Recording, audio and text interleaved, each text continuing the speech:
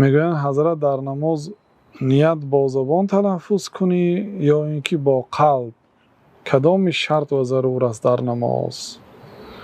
در این مسئله واقعا علما رحمت الله علیهم اختلاف کردند.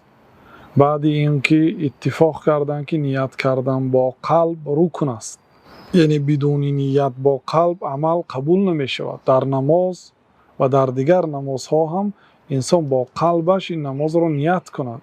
انما الاعمال بالنیات، در صحیح بخاری مسلم ثابت است که جناب رسول الله صلی الله علیه و سلم که عملها وابسته بر نیت ها هست. اما مسئله تلفظ کردن با زبان علاوه اینکه انسان با قلبش نیت کرده است با زبان تلفظ کند، در مستحب بودن نیت با زبان سه قول است. شما ببینید برادرای عزیز، اهمیت دهید، در مستحب بودن نیت کردن با زبان سه قول است.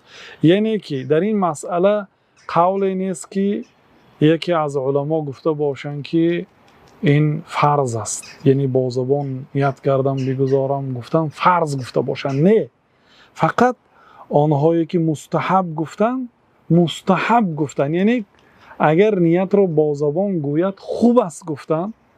و دلیل این قول اولش قیاس به عبادت حج است. به عبادت حج قیاس کردن.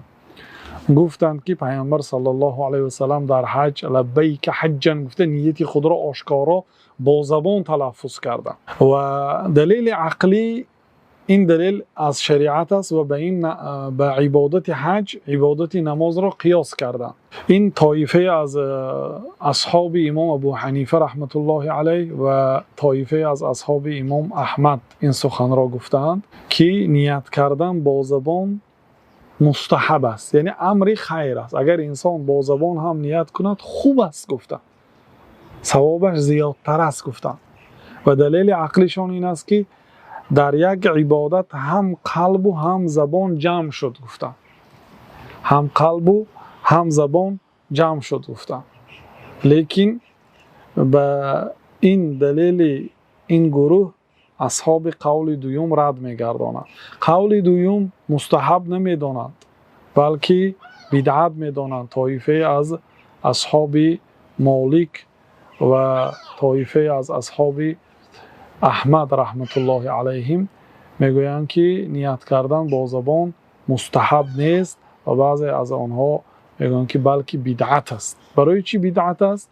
برای اینکه پیامبر صلی الله علیه و سلم در حیاتشان یگان مراتبه در نمازها با زبان تلفظ نکردند. با زبان تاجیکی که به اجماع علما که پیامبر صلی الله علیه و سلم یگان مراتبه پیش از نماز نیت کردم بگذارم 2 رکعت سنتی نمازی بامداد روی آوردم به قبله من به جهت کعبه گفته باشند در حیاتشان. کی میتواند اثبات کند؟ بار پدرم پرسیده بودند که برای چی نماز از ابتدا تا انتها همش عربی هست و نیت تاجیکی است؟ بعد گفته بودم که آخر نیت جزء نماز نیست، یعنی با زبان نیت کردن پیش از نماز جزء نماز نیست. و همه علما عمیق میدانند که پیامبر صلی الله علیه و سلم با زبان تلفظ نکردن، نه با زبان تاجیکی فارسی نه با زبان عربی.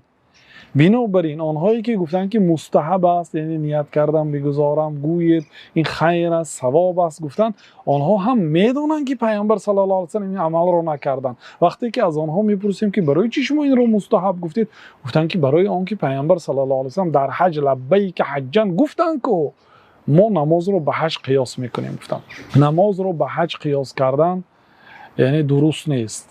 برای آنکه یک مثال دیگر این است که اگر پدرتان 60 سال نماز نخوانده باشه شما نمیتوانید از نام پدرتان نماز او را قضایی خوانید.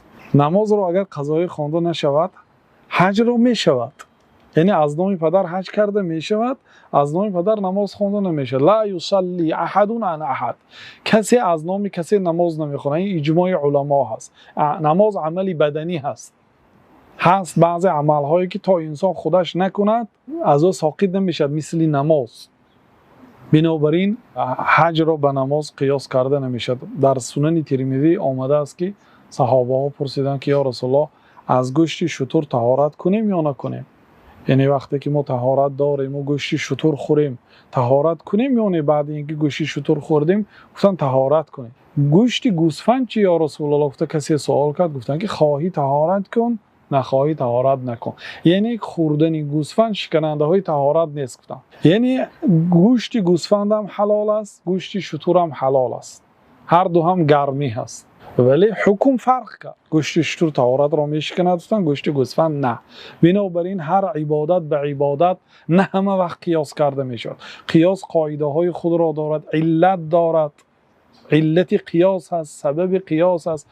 بنابراین حج را به نماز قیاس کردن نادرست و بعضی علما درشتر گفتن که این بدعت است واقعا و قاعده مسلمان ها و قاعده اهل سنت و الجماعت خلاف قاعده مشرکین است.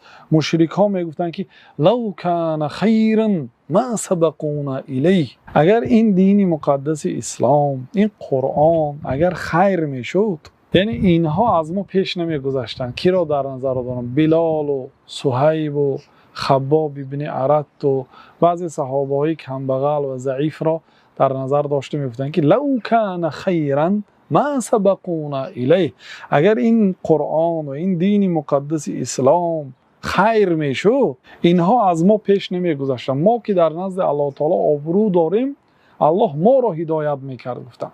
و حافظ ابن کثیر رحمت الله علیه در زیر همین تفسیر گفتن که عقیده اهل سنت و الجماعت، عقیده هر یک مسلمان خلاف عقیده مشرکا هست.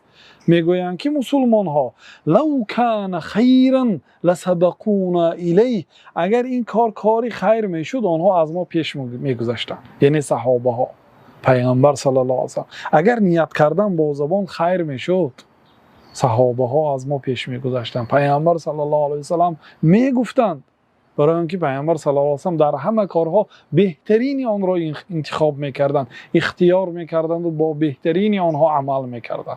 اگر نیت کردم بگذارم گفتن پیش از نماز حتمی و ضروری یا مستحب میشد، پیامبر صلی الله علیه و سلم لااقل یک مراتبه در حیاتشون میگفتن، یگان مراتبه نگفتن. بعضی اصحاب مالکی این سیوم قول است، گفتن که به آدمی که به وسواس گرفتار است، به همین آدم با زبان نیت کردن اجازت هست گفتم.